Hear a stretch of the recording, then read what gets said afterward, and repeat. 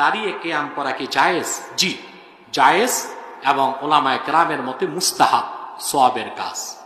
জনপুর, ফুরফুরা, অন্যান্য আহলুস সুন্নাল জামাতের যারা আমরা মুস্তাহাব মনে করে থাকি এবং মুস্তাহাব মনে করি করি।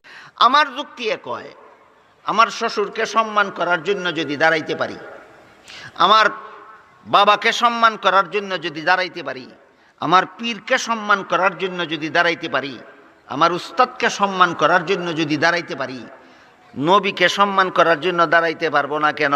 এটা আমার যুক্তি কয়। কি কয়? আমার যুক্তি কয়। আমার যুক্তি আরো কয়, টেলিভিশনের বক্তা যদি আমাদের ঘরে ঘরে আসতে পারে, আজরাইল ফিরিস্তা যদি মুর্দার ঘরে ঘরে আসতে পারে, মুনকার নাকির ফিরিস্তা যদি মানুষের কবরে কবরে আসতে পারে, আকাশের চন্দ্র সূর্য যদি সারা দুনিয়ার এক প্রান্ত থেকে অপর প্রান্ত পর্যন্ত যেতে পারে, তাহলে আমার নবী আসতে পারবেন না কেন? এটা আমার যুক্তি কয়। কে কয়? যুক্তি কয়। এবার শুনেন নবীর তরিকায় কি কয়।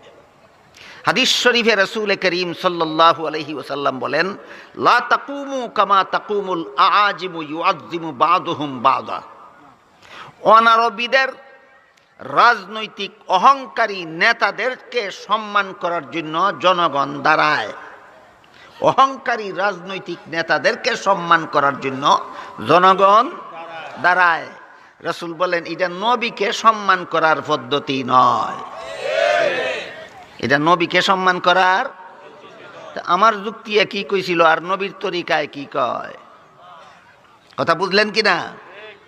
আমার যুক্তি বলছিল, টেলিভিশনের বক্তা যদি আমার ঘরে ঘরে আসতে পারে, আজরাইল যদি মুর্দার ঘরে ঘরে আসতে পারে, মুনকার নাকির ফিরিস্তা যদি মুসলমান মানুষের কবরে কবরে আসতে পারে, নবী আসতে পারবেন না কেন? এটা আমার যুক্তি কয়। নবী বলেন